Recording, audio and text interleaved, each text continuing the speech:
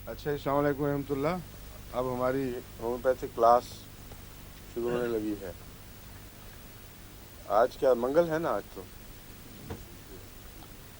कल ये तासुर था कि कार्बोवेज हम ख़त्म कर बैठे हैं, लेकिन आज सुबह प्राइवेट सेक्रेटरी साहब ने मुझे 2 कागज़ और पकड़ा दिए हैं। जो मेरे नोट्स थे, जो उन जो मेन गत्था था नोटों का बड़ा, उससे अलग पड़ रह गए थे कहीं। मुँह में ज़ख़म जो एफ कहलाते हैं, उनमें कार्बोवेज अच्छा असर दिखाती है, मगर इसका ताल्लुक़ सारे मुंह की अंदरूनी मेम्ब्रेन से है। मैंने बताया था इसमें जो गम्स हैं, मसूड़े, वो भी दांतों को छोड़ने लगते हैं। सारा अंदर का निज़ाम ढीला सा और कच्चा कच्चा हो जाता है, और उसकी वजह से फिर जरासीम वहाँ पलने के ज़्यादा इम्कान हैं। आमतौर पर ऐसे मुंह में दांतों के नीचे कल्लों का आना और बाज़ हिस्सों का अपने दांतों से कटना एक तभी बात है, और ऐसे बच्चे जिनके मैदे ब्रेक डाउन कर जाएं, उनको हमेशा एफ हो जाते हैं, क्योंकि वो सारा जो मैदे की झिल्लियों का हाल है वही मुंह का होता है, और मुंह मैदे का आईना है असल में। तो अल्सरेशन, गहरी अल्सरेशन तो नहीं, मगर अगर ढीली हो जाए और फिर ज़ख्म होने शुरू हो जाए मुंह पे, तो उससे एफ होते हैं। ये सिर्फ कार्बोवेज की बात नहीं है, बहुत सी बीमारियों में मौजूद है। नक्सवामी का भी उसमें काम आता है, और भी बहुत सी दवाएं हैं, लेकिन काली म्योर है, सिलीशिया है, ये सब काम करते हैं। लेकिन कार्बोवेज की जो पोजीशन है वो ये है कि सारे मुंह को आपको पहचानना पड़ेगा। इसके मसलन गले के ख़राब मुतवरम होते हैं, तो इसमें दर्द और वायलेंस इतनी नहीं है, लेकिन सपुरेट कर रहे हैं गले। ये और किस दवा में पाई जाती है बात, एक मैंने आपको बताई हुई है पहले भी, याद है बिशारत साहब? हैं? नहीं, बैक्टीशिया, कॉस्टिकम वगैरह सब में दर्द होती है, और बेलाडोना में भी बड़ी नुमायाँ दर्द होती है, फास्फोरस में भी होती है। अक्सर गलों में दर्द होती है। जहाँ गले की हालत ख़राब हो और दर्द न हो, वहाँ ये है कार्बोवेज का इम्कान है, और बैक्टीशिया का। जी,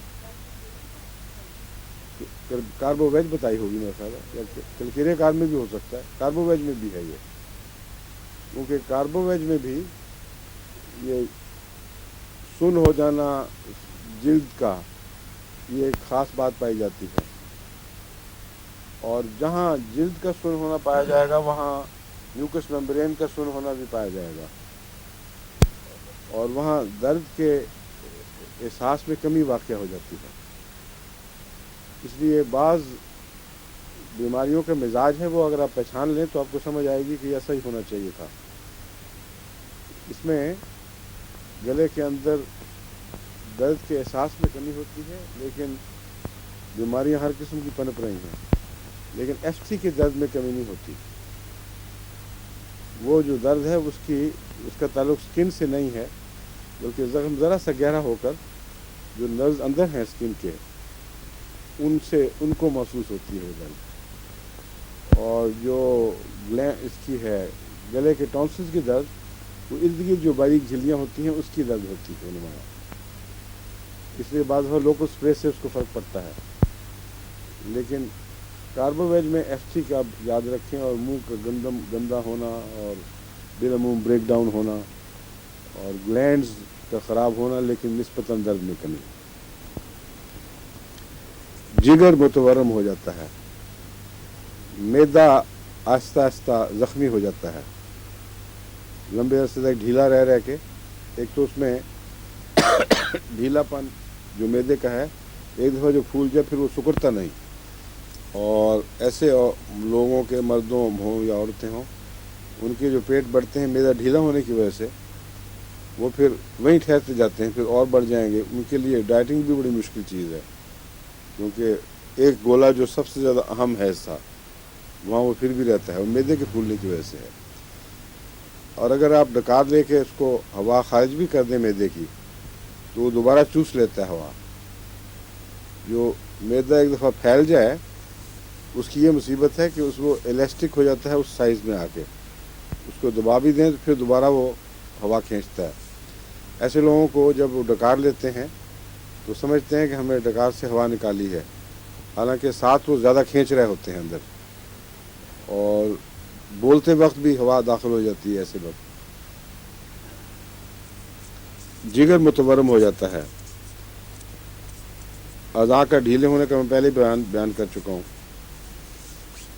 اور جو بیماریاں رحم میں ہیں وہ نہایت ہی متعفن بیماریاں ہیں کاربوویج کی، اس کی وجہ سے ڈسچارجز میں پائروجین کی طرح انتہائی تعفن والا مادہ نکلتا ہے۔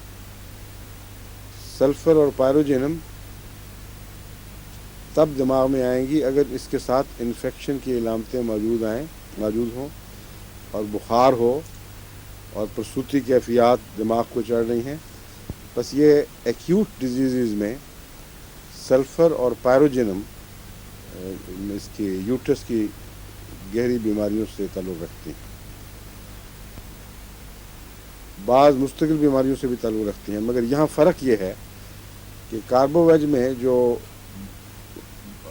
بدبو اور گند اندر سے خارج ہو رہا ہے وہ وہیں تک محدود ہے، وہ خون میں بخار نہیں پیدا کر رہا، جس کا مطلب ہے کرونک سٹیٹ ہے، اور جسم پورا ریکٹ نہیں کرتا۔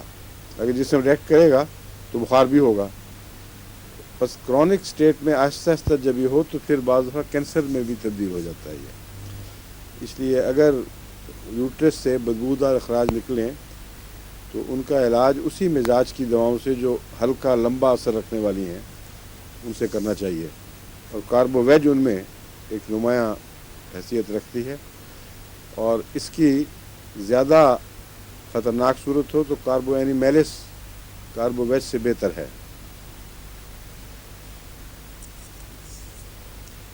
بعض رحم گر جاتے ہیں نیچے، ان کے مسلز میں طاقت نہیں رہتی، اس کے لیے بھی یہ سارا مزاج ہی وہی ڈھیلا ہو جانا نظام جسم کا، اس میں یہ بھی کام آتی ہے کاربوویج۔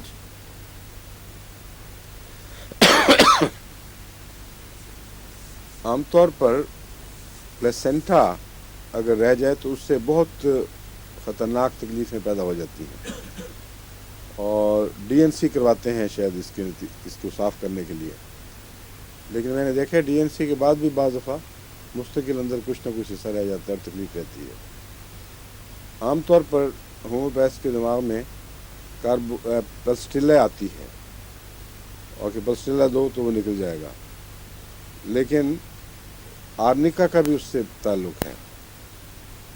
آرنیکا اونچی طاقت میں دینے سے وہ بعض دفعہ وہ ٹکڑا بچا ہوا جو اندر ہے وہ باہر آ جاتا ہے۔ اور کاربوویج کا کیس ہو تو کاربوویج لازم ہے اس میں، کیونکہ پلسٹیلا اور کاربوویج کا مزاج الگ الگ ہے۔ پلسٹیلا میں ہاتھ پاؤں گرم ہیں اور پرخون کیفیت ہے، کچھ بیلاڈونا سے پلسٹیلا ملتی ہے اپنی خون کی علامات میں، لیکن کاربوویج بالکل اپوزٹ چیز ہے۔ اس لیے جہاں کاربوویج کی طرح سلگش نظام ہو اور یوٹرس جیسا کہ ابھی میں بیان کیا ہے بیماریاں ہیں، لمبا چل رہی ہیں، ان کے خلاف ریئیکشن نہیں پیدا ہو رہا، تو وہاں یہ جو اس کا پلیسنٹا کا بچا ہوا گند نکالنے کے لیے کاربوویج بہت مؤثر ہے۔ جب یہ کام کرتی ہے تو بہت تیزی سے کام دکھاتی ہے وہاں، کیونکہ وہ موجود ہے تکلیف، یوٹرس کو احساس نہیں ہے، جب ایک دفعہ پیغام مل جائے تو پھر سڈنلی ریئیکٹ کرتا ہے، اس کو باہر نکال دیتا ہے۔ پلسٹیلا وہاں کام نہیں کرے گی۔ میں کئی دفعہ خود بعض مریضوں میں لمبا عرصہ کوشش کر بیٹھا، پلسٹیلا یہ دوائیں فائدہ نہیں ہوا، لیکن ان کی علامتیں جن کی کاربوویج کی علامتیں نکلیں ان میں کاربوویج کام دکھاتی ہے۔ تو بہت زیادہ امراض کے نام سے نہیں بلکہ مریضوں کے مزاج سے بیماریوں میں شفا کا تعلق ہے۔ امراض کے نام بھی لازم یاد رہنے چاہیے، کیونکہ ان ناموں کے حوالے سے پھر مزاج کو دیکھا جائے تو زیادہ آسان ہو جاتا ہے علاج۔ ورنہ محض مزاج کی تلاش کافی نہیں ہے. وہ اتنا لمبا جھگڑا ہے کہ سینکڑوں مزاج ہیں، اب کہاں کہاں مزاج ڈھونڈتے پھریں گے. اس لیے کہنا غلط ہے کہ صرف مزاج پہ جاؤ. اگر مزاج معلوم ہے تو پہلے مزاجی دوا، اور اس کے بعد پھر اس کے سائے میں چھوٹی دوا بھی چلتی ہے.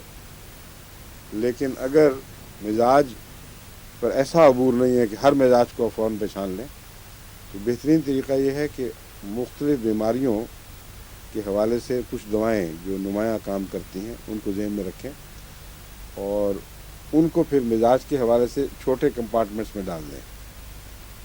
یہ پلسٹیلا کے یعنی پلیسنٹا کو نکالنے کے لیے آرنیکا، پلسٹیلا، سلفر بعض دفعہ، اور پائروجینم بھی اگر اس کے نتیجے میں ایکٹیو بخار ہے اور گندگی ہے، اور پھر کاربو اینیمیلس، تو ان کو اگر آپ الگ الگ کر کے مزاج کو پیش نظر رکھیں تو بڑی جلدی پھر اصل دوا تک رسائی ہو جاتی ہے. دودھ کم ہوتا ہے. دودھ کم ہونے کی بہت سی ٹکسالی کی دوائیں کتابوں میں ملتی ہیں، اور اسٹیلا بھی ان میں سے ہے. لیکن عمومی کمزوری مسکولر جیسے کہ بیان کیا گیا ہے، کاربوویج کا ڈھیلا ڈھالا کیس، اس میں بعض دفعہ دودھ کم ہونے سے میں کاربوویج بہت اچھا سے دکھاتی ہے. اور اس میں کاربوویج میں جب دودھ کم ہو تو بخار کی علامت بھی پائی جاتی ہے بسا اوقات. یعنی اخراجات رکنے سے جو جسم کے اندر بے چینی اور درد دکھ سا محسوس ہوتا ہے، بخار کی کیفیت ہوتی ہے. وہ بہت سی دوائیں ایسی ہیں جہاں اخراجات رکنے سے متفرق کیفیات پیدا ہوتی ہیں، وہ میں ذکر پہلے کرتا چلا آیا ہوں. برائونیا میں بھی دودھ رکنے سے تکلیف بڑھتی ہے، لیکن برائونیا میں نے دیکھا ہے یہ گٹھلیاں پیدا کرتا ہے. اگر دودھ رک جائے اور اس کا صحیح علاج نہ ہو تو بریسٹ میں ٹیومرز کی ٹینڈنسی ہوتی ہے، لیکن ضروری نہیں کہ وہ کینسرس ہو.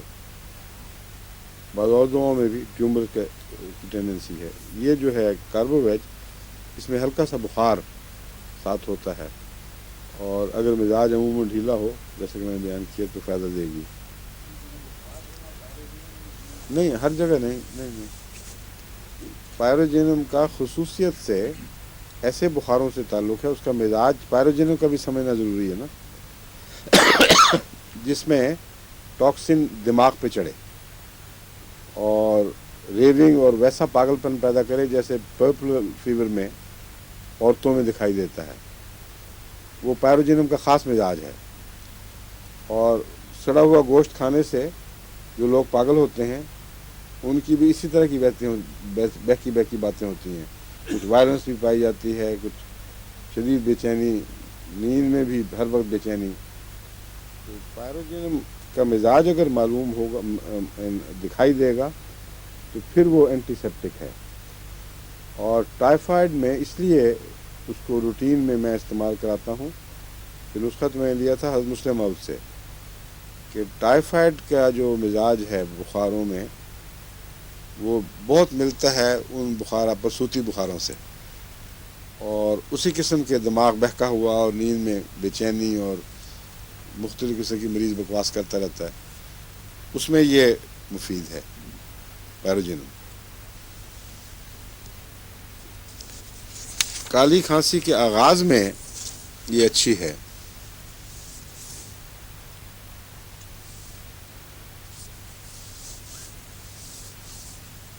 اور عموماً جو کھڑ کرنے والی کھانسیاں ہیں ان میں یہ بے اچھی دوا ہے کاربوویج.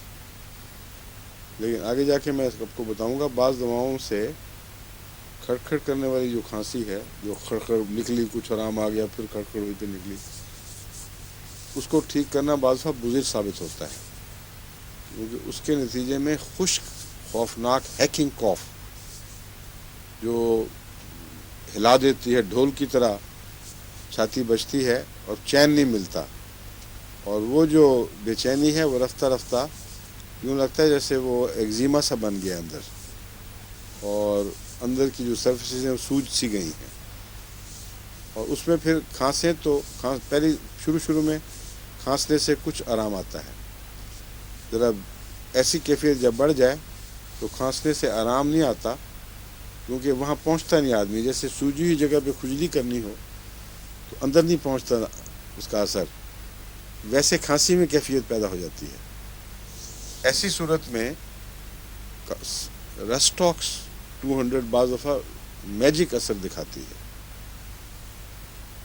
جہاں کھجلی ہے جو ہٹ ہی نہیں رہی اور کھانسنے کے باوجود کھجلی تک آپ کی کوشش کا اثر نہیں پہنچ رہا، وہاں رسٹاکس اس کو ٹھیک کرے گی، اور عام طور پر اس کے بعد کچھ وہ بلغمی کیفیت بحال ہو جاتی ہے پھر کچھ دیر کے لیے، اور وہ ہیپر سیلف سے اگر ٹھیک کی جائے تو وہ اللہ کے فضل سے پھر وہ ہیکنگ کاف میں نہیں بدلتی۔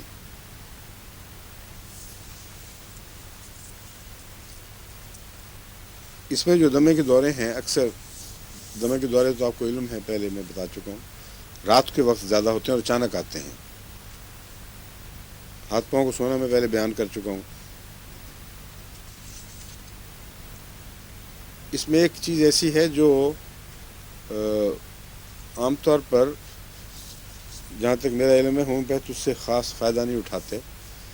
کئی دفعہ آپ نے دیکھا ہوگا بعض مریض ہیں جو کچھ لمبے عرصے بیمار رہنے کی وجہ سے ان کے ہاتھ اور پاؤں شریول سے ہو جاتے ہیں، پنجے سے بن جاتے ہیں، اور ویسے باقی جسم پہ نہیں ہے وہ احساس۔ ہاتھ پاؤں خاص طور پر سکڑ سے جائیں، مرجھا جائیں تو کاربوویٹ چوٹی کی دوا ہے ان کی، لیکن لمبا عرصہ کھلانی پڑے گی، چند مہینے یا وقفے سے بے شک سال تک دیں، کیونکہ یہ گہری اندرونی کمزوریوں کے نتیجے میں ہوتا ہے جو رفتہ رفتہ پھر اپنے اثر دکھاتی ہیں۔ ناخنوں پر بھی اثر پڑ جاتا ہے، سارا ہاتھ ہی شریولڈ سا ہو جاتا ہے۔ ناخنوں کے متعلق میں آپ کو کبھی بتاؤں گا آئندہ انشاءاللہ۔ ناخنوں سے بھی بہت سی بیماریوں کی پہچان ہوتی ہے۔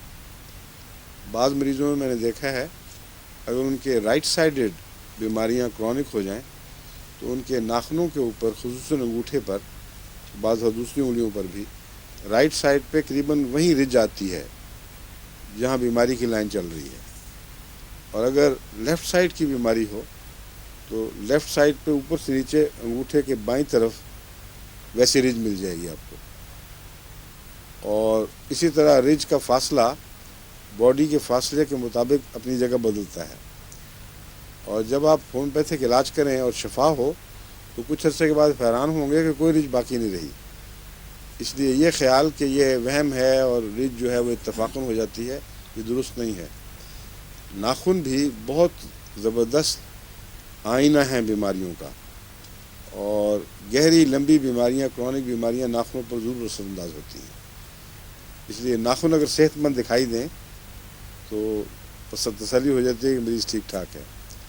انیمیا بھی ناخنوں سے پہچانا جاتا ہے، ناخن پر سفید سپاٹس آنے شروع ہو جاتے ہیں، وہ بھی علامتیں ہیں اندرونی تبدیلیوں کی۔ تو ناخن اگر پنک، ہیلتھی اور بھرے رہیں، برابر ہوں، اسموتھ ہوں، تو یہ اچھی صحت کی علامت ہے۔ اسی طرح بعض بیماریاں بالوں سے پہچانی جاتی ہیں۔ بالوں میں اگر خشکی سی اور لیک لسٹر بال جس کو کہتے ہیں، ان میں چمک نہ ہو تو اس کا مطلب ہے کہ وہ مریض ہے، کوئی اس میں کچھ گہری بیماریاں اثر کر رہی ہیں۔ بعض دفعہ بالوں کے کنارے پھٹنے لگتے ہیں، اور جہاں صحت اچھی ہو وہاں بال بہت خوبصورت اور اچھے رنگ کے ہوتے ہیں۔ یہی حال مرغیوں میں ان کے پروں سے پتہ چلتا ہے۔ مرغیاں پالنے کا ہمیں شوق رہا بچپن میں، ابا جان کو بھی شوق تھا، تو جو مرغی بیمار ہو اس کے پر فوراً بتا دیتے ہیں کہ بیمار ہو گئی۔ جو صحت مند ہو اس کے پروں میں ایک خاص چمک، اور سوری مجھے جو کھانسی ہوئی ہے بولنے سے تھوڑی سی ہو جاتی ہے، پھر ٹھیک ہو جائے گی۔ مجھے کل نزلہ ہو گیا تھا، اور نزلہ جب تیز ہونے لگا تو مجھے خطرہ ہوا کہ اب ڈاکٹر صاحب نے مجھے نماز میں دیکھنا ہے تو کہیں گے لو جی یہ بھی گیا۔ تو میں نے پھر بیسیلینم اور انفلوئنزینم یہ کھائی، تھوڑا سا فائدہ ہوا اور پھر دوبارہ شروع ہوا۔ پھر میں نے دوبارہ کھا لی. عام طور پر میں بتاتا ہوں کہ دن میں ایک دفعہ، کتابوں میں اسی لکھا ہوا 2-3 دن کھایا پھر چھوڑ دیا. لیکن جب ضرورت پڑے تو پھر ایک دفعہ کا فارمولہ نہیں چلتا. 3 دفعہ کل کھائی اور رات تک نزلہ ٹھیک ہو چکا تھا بالکل. اب وہ نزلہ جو ہے مجھے دیکھیں نا، کوئی میں نے نہیں پوچھا، کچھ قطرہ نہیں گرا. حالانکہ عام طور پر ہفتہ 10 دن تک یہ نزلہ چلتا ہے، پھر بلغم بنتا ہے، پھر اور مصیبتیں. تو کچھ جو ٹینڈنسی تھی بلغم بننے کی، اس میں نے فاسفورس 30 کھائی ہے اور بہت نمایاں فرق پڑا ہے. لیکن ابھی اندر چونکہ کچا کچا ہوتا ہے، اس کے مادے جو ہیں وہ تیزابی مادے ہوتے ہیں، اس لیے جب بولا جائے تو تھوڑی دیر کے لیے خراش پیدا ہوتی ہے. لیکن وہ حال نہیں ہے جو ایلوپیتھک علاج سے ہوتا ہے. نزلے میں کر کے آپ کو پتہ ہے نا کتنی دیر مصیبت پڑی رہتی ہے. اینٹی بایوٹکس دے دیں تو اور مصیبت، جگر کا ستیہ ناس. ٹانگیں بھی رفتہ رفتہ مرجھاتی ہیں، پھر کلائیاں مرجھانے لگتی ہیں. تو ہاتھوں سے جس طرح کیوپرم کا تشنج جو ہے ہاتھوں سے شروع ہوتا ہے اور بتاتا ہے کہ مرگی کے دورے میں جہاں ہاتھوں سے انگلیوں سے تشنج ہو وہاں کیوپرم ضروری ہے دینا. اس طرح اس کی ویدرنگ یعنی مرجھا جانا اور سکڑنا اس کا پاؤں اور ہاتھوں سے اور پھر رفتہ رفتہ کلائیوں اور ٹانگوں میں اس کے اثر ہونے سے پہچانا جاتا ہے. خوابیں اس کی عام طور پر آگ لگنے کی، چوری کی اور حادثات کی.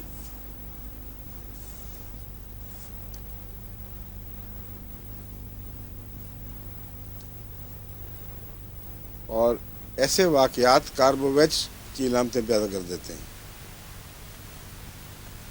عجیب اتفاق یہ، یعنی کاربوویج کے مریض کو حادثات کی خوابیں آئیں گی، آگ لگنے کی خوابیں آئیں گی، اچانک چوری ہو گئی. اور اگر کسی کے گھر خدا نخواستہ آگ لگ گئی ہو، چوری ہو گئی ہو یا اور حادثہ پہنچا ہو اور اس کے بعد رفتہ رفتہ اس کے وہ بیمار ہو جائے، تو وہ بیماریاں جو اس کے بعد رونما ہوں ان کا کاربوویج سے تعلق ہے. اس کو پھر خوابیں نہیں آئیں گی، اس کی وہ ایک واقعہ ہو گیا ہے جس نے اس پہ اثر ڈالا ہے. تو معلوم ہوتا ہے بعض چیزوں کے خوف بعض دنوں پہ زیادہ بیٹھے ہوتے ہیں، اور کسی بچپن کے واقعہ سے کسی بات کو سننے سے وہ سب کانشیس میں جا کے بیٹھے ہوتے ہیں. جب بیماری آئے تو چونکہ ایکسائٹ ہو جاتا ہے دماغ سوتے وقت. اکثر بیماریوں کے جو تعفنات ہیں وہ دماغ کو پریشان کرتے ہیں، ہیجان پیدا کر دیتے ہیں. تو جہاں جہاں جو تصویر دبی بیٹھی ہے وہ ابھر آتی ہے. اور یہ جو خوف ہے جب واقعتاً رونما ہو چیز، تو چونکہ پہلے سے خوف موجود ہے اس لیے یہ وہ بیماریاں پیدا کر دیتا ہے جس کا اس سے تعلق ہے. اور اس میں کاربوویج ان باتوں میں نمایاں ہے. اور کاربوویج دینے سے اگر اور علامتیں زیادہ نہ ہوں، پتہ ہو کہ تعلق ہے، تو آپ حیران ہوں گے کہ بہت جلدی اس کو شفا نصیب ہو جاتی ہے اللہ کے فضل سے.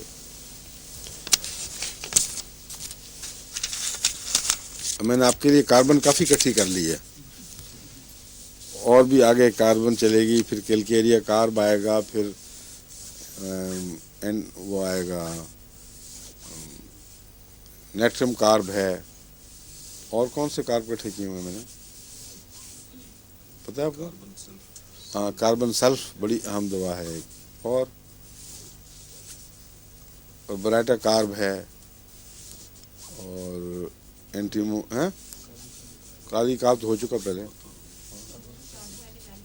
کاربانی صاحب میں شروع کرنے لگوں.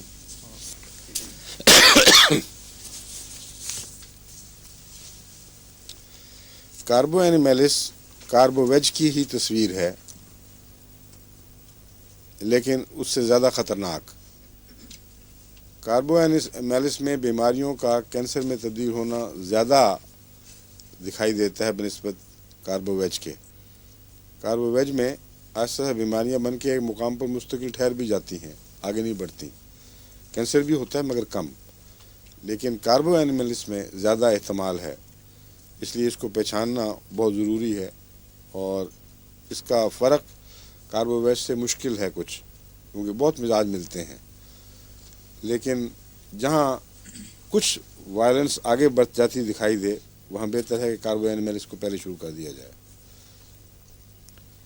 کمی خون کے مریض، کرونک انیمک پیشنٹس جن میں دفاع کی طاقت نہ رہی ہو، ان کے چہرے بھی پیل ہوتے ہیں اور مستقل کرونک کمی خون کے آثار ان میں ظاہر ہوتے ہیں، ان میں کاربو اینیملس اچھی دوا ہے۔ اسی طرح وریدوں کی امراض یعنی وینز کی، جس طرح کاربوویج میں پائی جاتی تھی، غدودوں میں اس کے بھی سختیاں جس طرح کاربوویج میں پیدا ہوتی ہیں، سختیاں بنتی ہیں، گٹھلیاں بن کے پھر وہیں بیٹھ جاتی ہیں، پھر اور بیماری ہے، پھر اور بڑھ گئیں اور وہ مستقل طور پر گٹھلیاں قائم رہتی ہیں۔ یہ گٹھلیاں جو ہیں یہ کاربو اینیملس میں کینسر بننے کا زیادہ احتمال ہے۔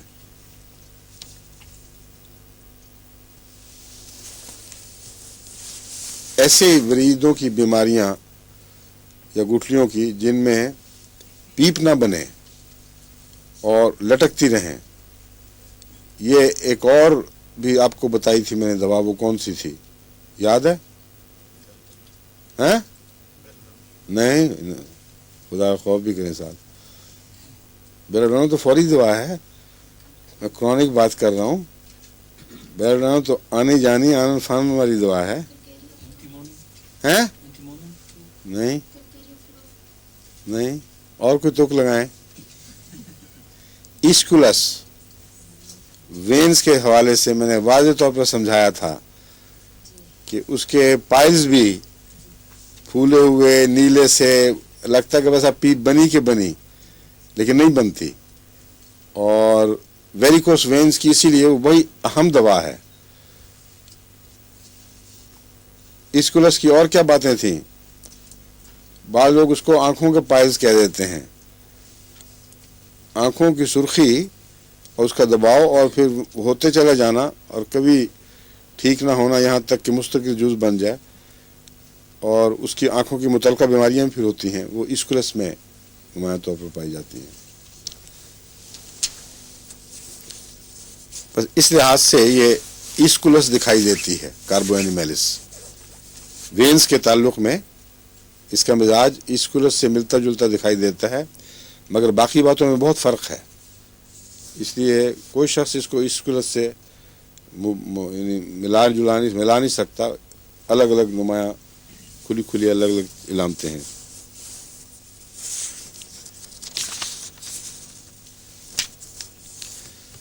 ایک مرض جہاں انگلستان میں بہت پایا جاتا ہے وہ ہے رحم کی گردن کا کینسر، اور اس کے متعلق کئی دفعہ پروگرام چلتے ہیں کہ ساری عورتیں ہمیشہ چیک کروائیں، اور وہ بڑا خطرناک کینسر ہے، سنا وہ رحم کے کینسر کے مقابلے پر زیادہ خطرناک ہوتا ہے جو گردن کا ہے۔ ٹھیک بات ہے ڈاکٹر صاحب؟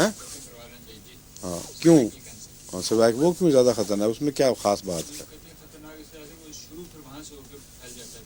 نہیں یہ بات نہیں، میں نے تو یہ پڑھا تھا اسی آرٹیکل میں کہ یہ کینسر بعض دفعہ اس کو ڈاکٹر ریموول، ابھی رحم میں نہ بھی پھیلا ہو تو رحم کے ریموول کا بھی نہیں دیتے مشورہ، کیونکہ یہ زیادہ خطرناک ریئیکٹ کر کے جلدی جسم کے دوسرے حصوں میں پھیلتا ہے پھر، اور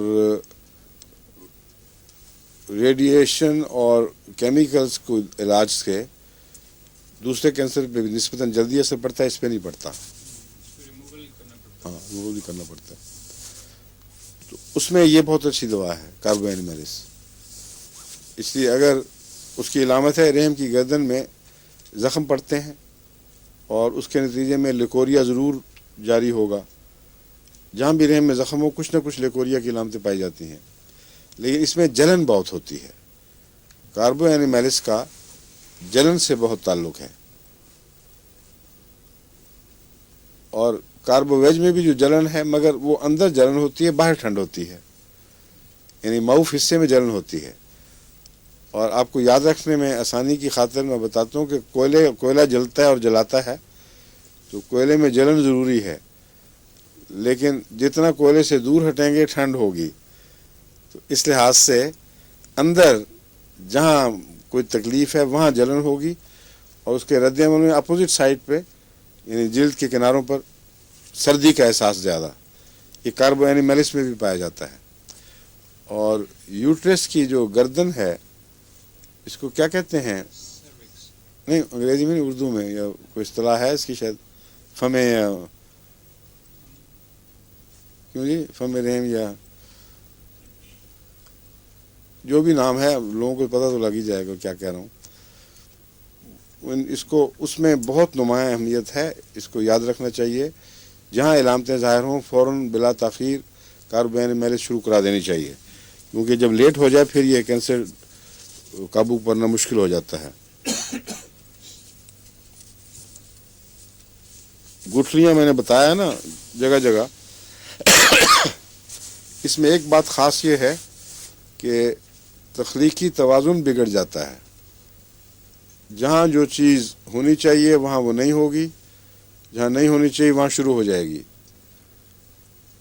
اس لیے ہڈیوں میں بعض جگہ کمزوریاں اور بعض جگہ زیادہ ہڈی اگنی شروع ہو جائے گی، وہاں ایکسٹوسس جس کو کہتے ہیں، ایکسوسٹوسس، ہاں ایکسوسٹوسس، وہ اس کا اس سے تعلق ہے۔ لیکن کاربو اس میں کیلکیریا کار میں وہ بہت نمایاں ہے۔ اس میں بھی اس کی ایک عام علامت ہے کہ تخلیقی نظام لگتا ہے بگڑا ہوا ہے، کسی جگہ کسی حصے نے زیادہ زور دکھا دیا ہے، کسی جگہ کم دکھا دیا ہے۔ اور کینسر کی جو ٹینڈنسی ہے وہ اسی وجہ سے اصل میں کینسر کا نام ہی تخلیقی نظام کے بگڑنے کا ہے۔ یہ ٹینڈنسی ہر بیماری میں پائی جاتی ہے اس میں، اس لیے اگر یہ نظر آئے عجیب سی حرکتیں جسم کی، وہاں کاربو اینیمیلس فوراً شروع کرانی چاہیے تاکہ مزاج ٹھیک ہو جائے، پیشتر اس کے کینسر بنے۔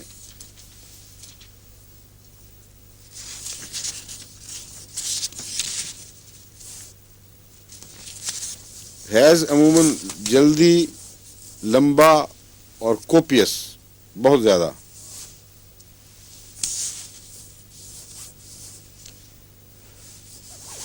کاربو اینیمیلس میں ایک ایسی علامت ہے جو عام طور پر ہومیوپیتھ سیپیا سے اتنا زیادہ باندھ چکے ہوتے ہیں کہ سیپیا کے سوا اور دماغ میں آتا ہی کچھ نہیں۔ وہ ہے ناک پر براؤن کاٹھی جو یہاں تک اثر دکھاتی ہے۔ اس کا تعلق عموماً رحمی خرابیوں سے، جگر کی خرابیوں سے بھی ہے۔ رحم کی خرابیوں سے اس طرح ہے کہ اکثر بچوں کی پیدائش کے بعد یا کوئی اندرونی تکلیف کہ کسی اندرونی تکلیف کے بعد عورتوں کو چہرے پہ یہ علامت آ جاتی ہے، ایک ونگ سا بن جاتا ہے، ناک سے شروع ہو کر کاٹھی سی پڑی ہوئی یہاں تک۔ اور وہ سیپیا کے متعلق اتنا لکھا ہوتا ہے کتابوں میں کہ یوں لگتا ہے کہ سیپیا دی اور وہ گیا، اور میں تو سیپیا دے دے کے تھک گیا ہوں۔ بہت کم کیسز میں سیپیا نے وہ اثر دکھایا ہے، کیونکہ سیپیا کا ایک اور مزاج ہے، جب تک وہ نہ ہو اس وقت تک یہاں بھی اثر نہیں دکھاتی۔ سیپیا کے مزاج میں اس پہلو سے آپ کو یاد رکھنا چاہیے، سیپیا کا مزاج ایک بالکل خاص اور نمایاں مزاج ہے۔ وہ اگر موجود ہو تو سیپیا جسمانی اثر یقیناً دکھاتی ہے، ورنہ اس کو پتہ بھی نہیں لگتا۔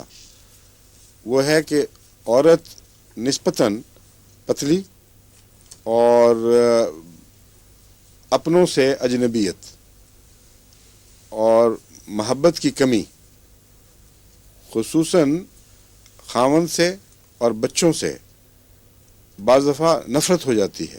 اگر کسی عورت کو بچوں سے نفرت ہو رہی ہے، خاوند سے تو خیر کوئی بات نہیں، قابل قبول ہے، لیکن بچوں سے نفرت یہ کوئی عجیب بات ہے، یہ نارمل نہیں ہے۔ ایسی عورت کو یہ سیپیا کی مریضہ ہے، اس کے کولے بھی تنگ ہوتے ہیں، اور بعض دفعہ پریگننسی میں تکلیف پہنچنے کی وجہ سے خطرہ ہوتا ہے کہ سیزیرین کرایا جائے، اور پوری طرح وہ نیم مرد نیم عورت کے درمیان چیز ہے ایک قسم کی، اور اس کے گہرے ریئیکشن اندر اسی قسم کے ہیں کہ مرد سے بعض دفعہ کوئی توجہ نہیں پیدا ہوتی، لیکن بعض تو بگڑے ہوئے مزاج ہیں، وہ عورتوں کی طرف رجحان رکھتی ہیں بعض عورتیں، لیکن اس میں وہ نہیں ہے، کسی طرف بھی نہیں ہے، پھٹا جیسا بس اپنا الگ آرام، کوئی تعلق نہیں۔ ایسے مریضوں میں اگر یہ ظاہر ہو کاٹھی تو وہاں یہ کام کرے گی، لیکن آپ کاٹھی دیکھ لیں تو اور یہ شدپی سے کبھی نہیں کام کرتی، اور یہ عام بیماری ہے۔ یہ بہت سی عورتوں میں بیچاریوں میں جب وہ ہوتا ہے بچہ پیدا ہوتا ہے تو کچھ خرابیاں اندر ایسی پیدا ہو جاتی ہیں، بعض دائیوں کی وجہ سے، بعض اور انفیکشنز کی وجہ سے، اور ساتھ ہی جگر پہ اثر ہو جاتا ہے، اس وقت یہ کاٹھی نکلتی ہے۔ اور میں نے جب غور کیا سیپیا میں، جب مجھے کچھ فائدہ نظر نہیں آیا جتنا ہونا چاہیے تھا، بہت کم اس سے، تو میں نے پھر انالیسس کرنا شروع کیا۔ تو عجیب بات دیکھی ہے کہ بہت سے ایسے کیسز جہاں پیدائش کے وقت کچھ انفیکشن کا، کچھ سیپٹک ہونے کا خطرہ تھا، اور اس زمانے میں اینٹی بایوٹکس استعمال کرائی گئیں، اس کے بعد یہ زیادہ آثار ظاہر ہوتے ہیں چہروں پہ مستقل داغ کے، جس سے کوئی بعید نہیں کہ وہ اینٹی بایوٹکس جگر کی خرابی اور رحم کی خرابی کو کنیکٹ کرنے میں وہ کام کر گئی ہیں، اور پھر یہ تصویر ابھرتی ہے۔ اس میں ایک دوا جو کافی مؤثر ہے، مگر اس کی وہی مزاج، اس کا نرم ڈھیلا ڈھیلا کینسر کی طرف ٹینڈنسیاں، وہ کاربو اینیمیلس ہے۔ کاربو اینیمیلس اس کاٹھی کو بھی اگر وہ ٹھیک کرے گی تو کاٹھی کو صاف کر دیتی ہے۔ ڈراؤن خواب کاربو اینیمیلس میں نمایاں ہیں۔ گدی کا درد، پیچھے درد بیٹھ جانے والا، بدبودار اخراجات تو ایک عام بات ہے، کاربو ویج کی بھی اور اس کی بھی، سب میں کام مشترک ہے۔ ہونٹ اور کلے وغیرہ پہ کہیں نلاہٹ سی پائی جائے، بعض دفعہ یہاں بھی آنکھوں کے نیچے بھی نلاہٹ سی پائی جاتی ہے، اور یہ نیلگوں ہونا ہونٹوں وغیرہ کا، یہ معلوم ہوتا ہے بہت گہری تکلیف ہے، اور اس میں کاربو اینیمیلس بہت اہم دوا ہے۔ حمل کی متلی بعض دفعہ ٹھیک ہی نہیں ہوتی، اور مجھے بھی کافی مشکل پڑتی ہے، بعض عورتوں میں بالکل لگتا ہے کوئی دوائی ملے گی نہیں ہومیوپیتھی میں۔ اس وقت اس لیے نہیں ملتی کہ ساری دماغ میں یاد نہیں رہتی کہ اس علامت کی یہ ہے، اس علامت کی یہ ہے۔ اب یہ کاربو اینیمیلس کا عمومی مزاج اگر ہو تو یہ حمل کی متلی کی بہترین دوا ہے، بہت اچھا اثر دکھاتی ہے اگر آپ اتفاق سے پہچان جائیں کہ یہ مریضہ اس مزاج کی تھی، اس کی ہسٹری جانتے ہوں، ورنہ میرے لیے مشکل ہے، خطوں پہ لوگ کہتے ہیں، اب بیسیوں کے ایسے آتے رہتے ہیں متلی حمل کی، اب یہاں بیٹھے کیا پتہ کہ کون سی حمل کی دوا، حمل سے تعلق رکھنے والی کون سی دوا کام آئے گی۔ تو یہ جو سن رہے ہیں ان کو خیال خود رکھنا چاہیے کہ متلی کی دواؤں میں ایک یہ بھی دوا ہے۔ ہک ورم کے متعلق بتا چکا ہوں آپ کو میں، کاربو اینیمیلس کا ہک ورم بتا چکا ہوں نا پہلے، ہاں بتایا تھا کہ ورمز، اس کے بعد دوسری ورمز کی باتیں بھی شروع ہوئی تھیں۔ کاربو اینیمیلس ہک ورم کی اہم دوا ہے، بعض ڈاکٹر تو اس کو بہت کلیم کرتے ہیں کہ ہک ورم کی یہ گویا کہ اسپیسیفک ہے۔ میں نے آپ کو اسی ضمن میں ہک ورم کا کہنے کے بعد پھر سٹینم کا بتایا تھا، سیباڈیلا کا بتایا تھا، یاد آ گیا نا؟ کاربو ویج کے سلسلے میں میں نے کاربو اینیمیلس کا ذکر کر دیا تھا۔ چلیں جی، یہ تو ختم ہو گیا، کاربو اینیمیلس بھی اور کاربو ویج بھی۔ کاربو اینیمیلس اس لیے جلدی ختم ہو گئی ہے کہ کاربو ویج سے بہت ملتی ہے اکثر صورتوں میں، وہ یاد ہوگی تو یہ بھی ساتھ یاد ہوگی۔ اب جو دوا ہے وہ ہے کیلکیریا کاب، بہت اہم دوا ہے، یعنی ایسی ہے کہ یہ لازماً ہر ہومیوپیتھ کے پاس موجود رہنی چاہیے، اور اس پہ عبور ہونا چاہیے، کیونکہ روزمرہ کی بیماریوں میں اور پھر گہری بیماریوں میں بھی یہ بہت کارآمد ہے۔ اور وجہ یہ ہے کہ زندگی کی تعمیر میں دو ایلیمنٹس نے بڑا نمایاں حصہ لیا ہے، ایک سلیکون بھی ہے لیکن اس کو چھوڑ کر میں اس کو بھی اگر شامل کریں تو تین کہیں گے، ایک ہے کاربن، ایک ہے کیلشیم، اور ایک ہے سلیکون۔ कैल्शियम सिलिकॉन दुनिया में सबसे ज़्यादा पाया जाने वाला एलिमेंट है। मिट्टी में जो नेचुरल एलिमेंट पाया जाता है वो सिलिकॉन है, और सिलिकॉन इंसानी तामीर में बहुत असर रखता है। और जो इसका पत्थर होता है, चकमाक वगैरह, इसमें सिलिकॉन पाया जाता है, और बहुत सारी चीज़ें हैं जिनमें सिलिकॉन पाया जाता है। तो सिलिकॉन के असरात ज़्यादातर डिफेंसिव सिस्टम पे पड़ते हैं, और उससे जब मैं दूसरे बात सिलिकॉन के मजमून बताऊंगा तो फिर आपको पता लगेगा कि इसका दायरा इंसानी ज़िंदगी में कहाँ से शुरू होकर कहाँ ख़त्म होता है।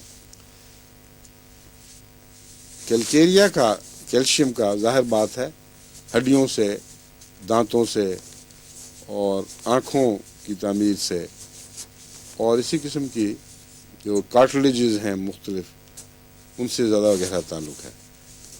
और कार्बन का तो तमाम फ्लैश से, तमाम उज़लात से,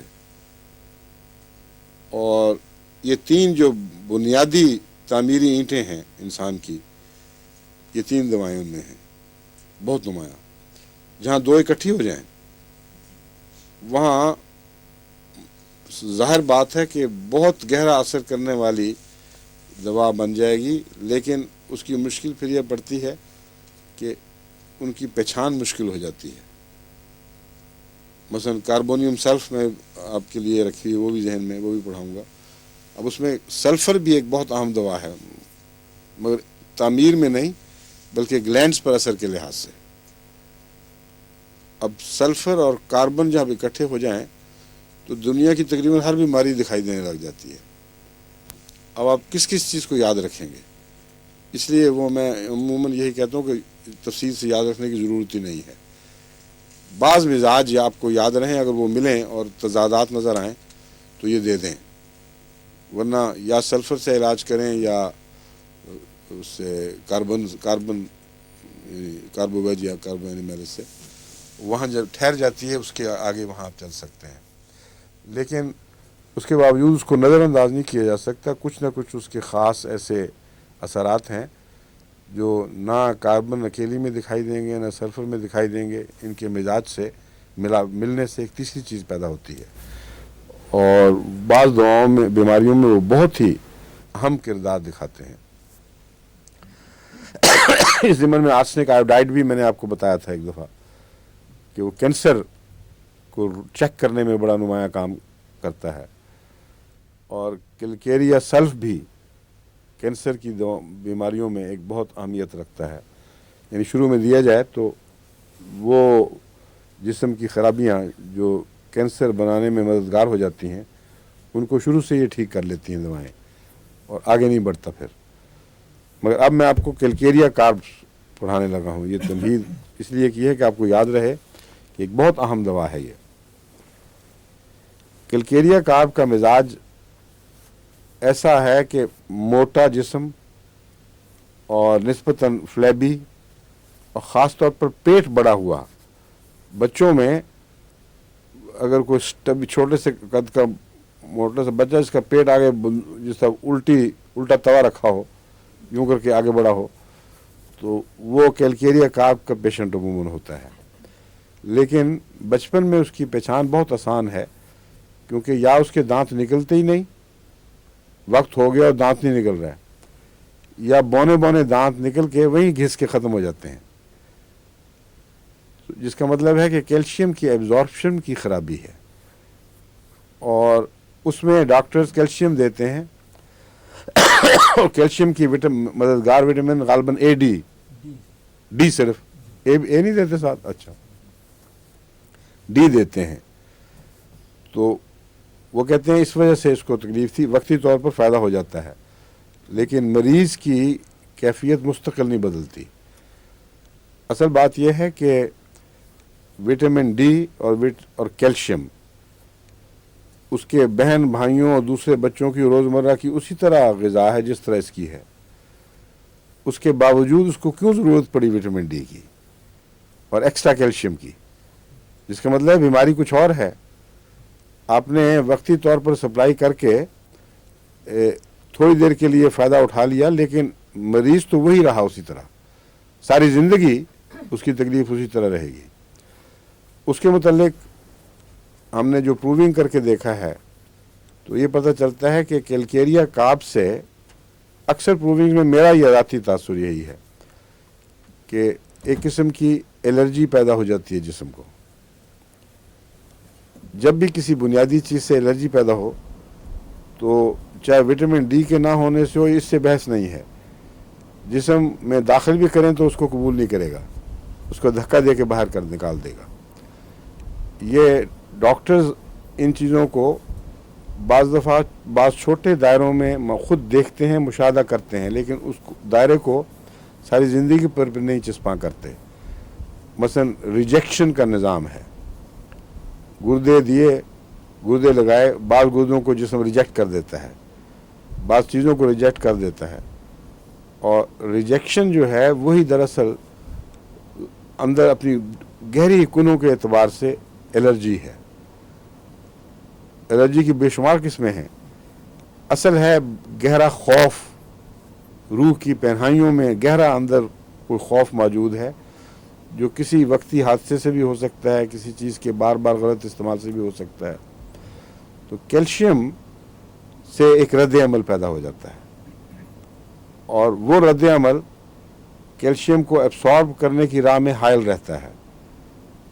और अगर आप वक्ती तौर पर ज़बरदस्ती कैल्शियम खिला दें और साथ विटामिन दे दें तो कैल्शियम की ग्रोथ तो दिखाई देगी, मगर अनइवन ग्रोथ के आसार दूसरी जगह भी ज़ाहिर हो जाएंगे।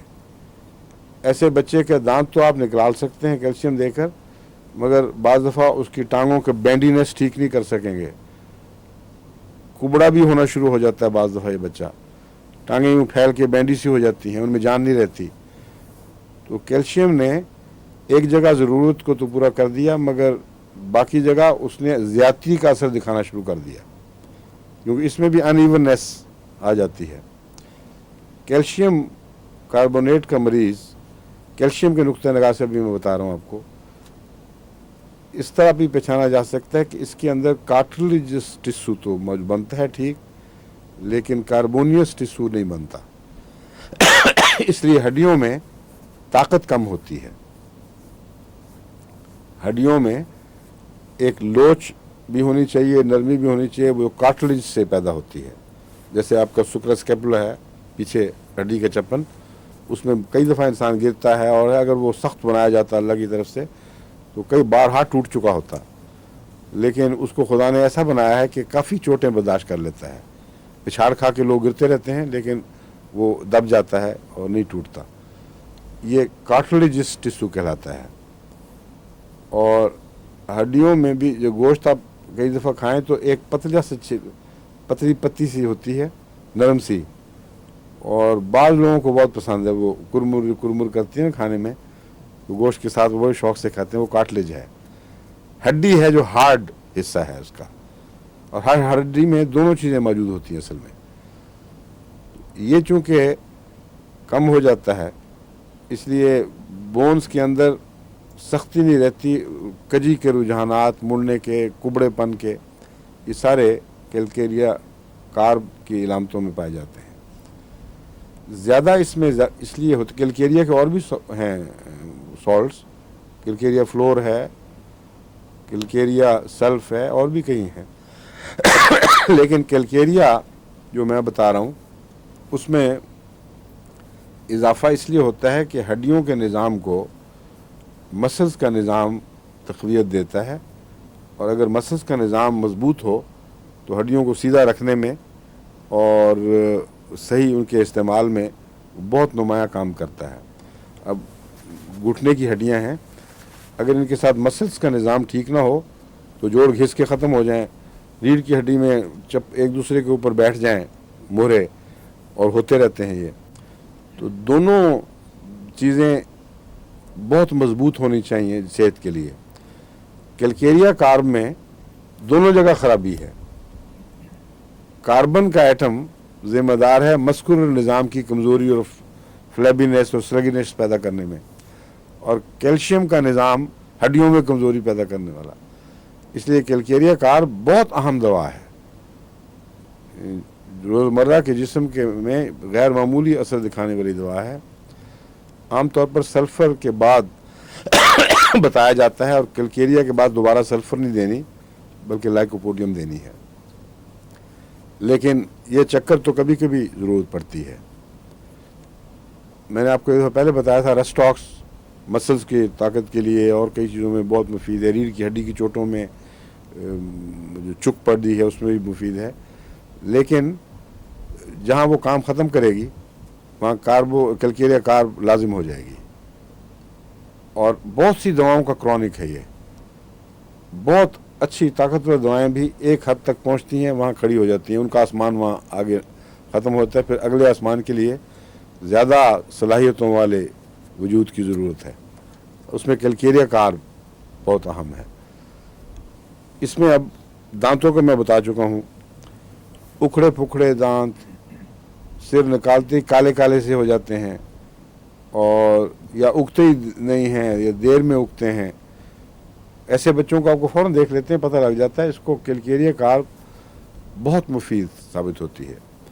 اور جہاں مزاج مل جائے وہاں بار بار کی سردردی کی بجائے آپ اونچی طاقت میں ایک دے دیں اور وہ انتظار کریں، پھر 1-2 مہینے دیکھیں کیا ہو رہا ہے. ہر چیز میں ایک رفتہ رفتہ پیدا ہونے والی تبدیلی دکھائی دینے لگتی ہے، اور بچے کی شکل تبدیل ہو جائے گی. اس کا جو سٹبینس سی ہے، عجیب لگتا ہے، وہ مٹھے جیسی، وہ تبدیل ہو کر وہ اٹھنا شروع ہو جاتا ہے.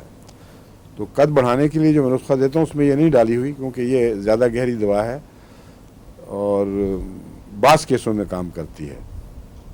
سلیشیا بھی گہری دوا ہے، مگر وہ قد بڑھانے کے میں اس کا اتنا گہرا تعلق ہے کہ وہ میرے عام نسخے میں روزمرہ کے طور پر استعمال ہوتی ہے، اور چھوٹی طاقت میں ہے، اس کا نقصان نہیں ہے اللہ کے فضل سے. کلکیریا کارب اونچی طاقت میں مزاج بدلے گا تو ساتھ قد بھی بڑھے گا، اور ہر بات اپنے صحیح نقش پہ بیٹھ جاتی ہے.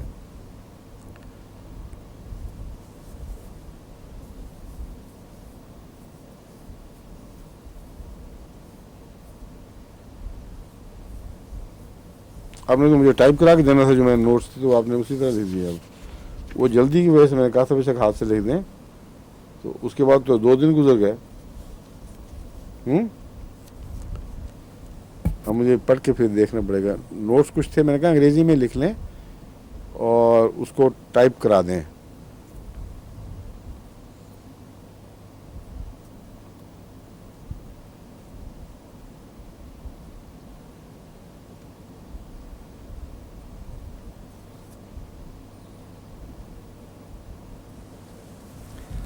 بعضوں کو یہ لائم کے استعمال کی وجہ سے معدے میں کئی قسم کی خرابیاں پیدا ہو جاتی ہیں.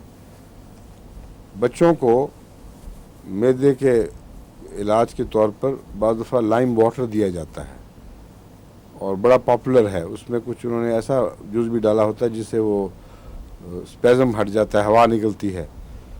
اور اکثر ایسے بچوں کو مائیں، اکثر کو نہیں تو کم بعض کو، اس وجہ سے کلکیریا کا مریض بنا دیتی ہے. اور کلکیریا زیادہ کھانے سے یا لائم زیادہ کھانے سے معدے میں جو خرابیاں ہیں وہ کئی قسم کی ہیں، لیکن چونکہ لائم کی وجہ سے پیدا ہوئی ہیں اس لیے یہ خیال کر لینا کہ کلکیریا سے ٹھیک ہو جائیں گے، یہ درست نہیں ہے. وہ آئسوپیتھی ہے، اور آئسوپیتھی میں بہت کم فائدہ ہوتا ہے. آئسوپیتھی کا مطلب ہے جس زہر سے کوئی بیماری پیدا ہوئی ہے اسی زہر کی ہومیوپیتھک ڈوز بنا کر دیں اور یہ توقع رکھیں کہ ان سب علامتوں کو ٹھیک کر دے گا. اس کو کہتے ہیں آئسوپیتھی. ہومیوپیتھی کا مطلب ہے ایسی دوائیں دینا یا زہر دینا ہومیوپیتھک ڈوز میں جو کسی بیماری کو اس سے ملتے جلتے زہر کوئی بیماری پیدا کر سکتے ہیں. ان 2 چیزوں میں فرق ہے. مثلا ایکونائٹ ہے، ایکونائٹ کے اثرات نمایاں، خوف اچانک پیدا ہوگا، ہر بیماری سے خوف ہوگا، خشک سردی میں بیماریاں بڑھیں گی، خشک کھانسی ہوگی جس سے مجھے اس وقت ہو رہی ہے، और बहुत सी इलामतें, मगर एकोनाइट की इलामत नहीं है, कोई खौफ नहीं है। ये देखने के बाद ये नतीजा निकालना कि इस मरीज़ ने एकोनाइट खाया होगा, ये बेवकूफ़ी है। एकोनाइट तो शाज़ के तौर पर किसी को अमदन जहर के तौर पर दिया जाए तो मिलता है। इसका मतलब है कोई और उसके वजूद में टॉक्सिन पैदा हो रही है जिसका मिजाज एकोनाइट से मिलता है। इसलिए एकोनाइट is homeopathic to that disease, ये उस बीमारी की होम्यो दवाई है। लेकिन अगर पता हो कि एकोनाइट खाया है तो एकोनाइट का एंटीडोट काम करेगा, ना कि एकोनाइट खुद। और अगर मजबूरी हो तो फिर एकोनाइट बहुत ऊंची ताकत में अपना एंटीडोट बनता है, वरना नहीं। हर जहरों के असर पर यही असूल कार फरमा है कि अगर आपके पास दूसरा इलाज ना हो तो जिस वजह से कोई मुअय्यन बीमारी पैदा हुई और मालूम है कि फ़लाँ वजह से हुई है, उसकी बहुत ऊंची ताकत इस्तेमाल करें तो वो फ़ायदा दे सकती है। बस कैलकेरिया कार्ब से जो मैदे की इलामतें पैदा होती हैं, बिगड़ा हुआ और बुरे हाल का मैदा जो खटास पैदा करता है, खाना अंदर देर तक पड़ा गलता सड़ता रहता है, उसको वक्त पर मैदा फेंक भी नहीं सकता, एसिडिटी का रुझान ज़्यादा, ये सब इलामतें अगर कैलकेरिया की वजह से बनी हैं उसके लिए आपको दूसरी दवाएं ढूंढनी पड़ेंगी।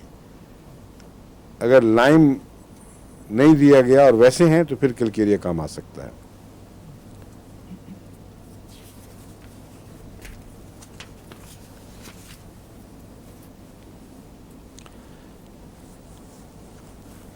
बेलाडोना का मैंने आपको बताया था, उसका क्रॉनिक कैलकेरिया है, याद है? बेलाडोना में क्या बात नुमाया पाई जाती है? खून का किसी एक हिस्से की तरफ गैर मामूली रश, यही चीज कैलकेरिया में पाई जाती है। कार्बोवेज में भी एक तरफ का खून का रश पाया जाता है। मैंने बताया था कि आवाज सूरतों में किसी एक तरफ बढ़ जाता है, लेकिन कार्बोवेज में वो शिद्दत और वायलेंस नहीं है जो कैलकेरिया में है। कैलकेरिया की वायलेंस बेलाडोना से बहुत मिलती है, और ऐसा मरीज जिसको कैलकेरिया कार्ब की ज़रूरत हो उसको बेलाडोना वक्ती तौर पर फ़ायदा दिया करेगा, लेकिन मुस्तकिल ठीक नहीं कर सकता। कैलकेरिया अगर आप देंगे तो उसका इलाज है।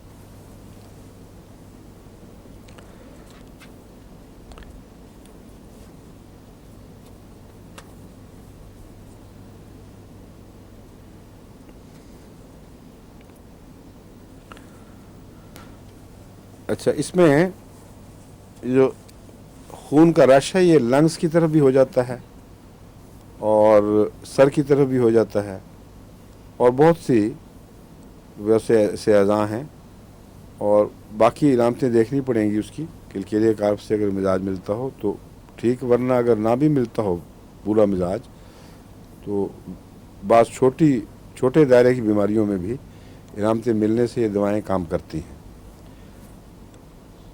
इसका अनीमिया से बहुत ताल्लुक़ है। कैलकेरिया कार्ब का अनीमिया परनिशियस होता है और बड़ा ज़िद्दी होता है।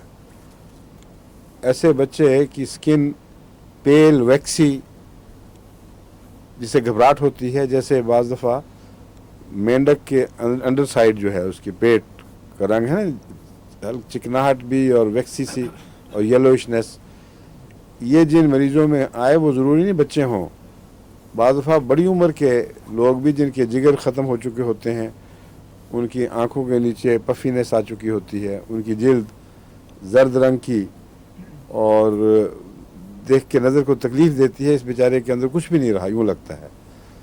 उस मौके पर कैलकेरिया कार्ब हर उम्र की दवा है, खा वो बूढ़ों में पाई जाए, लामत जवानों में पाई जाए, बच्चों में पाई जाए, ये अल्लाह के फजल से बहुत गहरा असर रखने वाली है।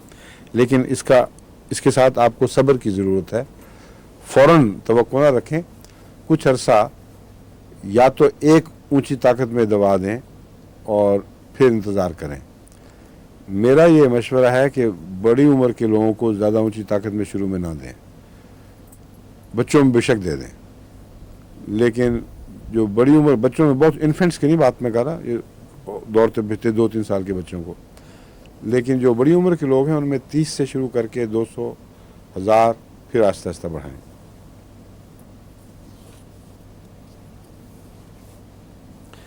کلوروسس کیا ہوتا ہے ڈاکٹر صاحب؟ یہ انیمیا کی قسم ہے نا؟ کلوروسس، کلوروسس CHLOROSIS، نہیں آئی نو سیروسس از کمپلیٹ ڈفرینٹ تھنگ، وہ تو جگر کا کینسر ہے۔ کلوروسس ہماری ہومیوپیتھی دواؤں میں بعض ضدی قسم کے انیمیا کے لیے کلوروسس کا لفظ استعمال ہوتا ہے، اور اس کو پرنیشس انیمیا بھی کہتے ہیں۔ پرنیشس انیمیا کی کیا تعریف ہے بتائیے؟ نہیں B12 چھوڑیں، علامتیں بتائیں۔ ہاں ہاں،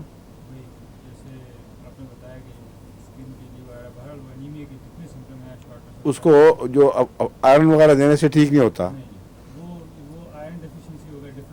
ہاں ہاں، تو اس کو وٹامن بی کی کمی کی وجہ سے یہ ہو جاتا ہے، B12، وٹامن B12، اور اس کے بعد اسے ٹھیک ہو جاتا ہے، یہ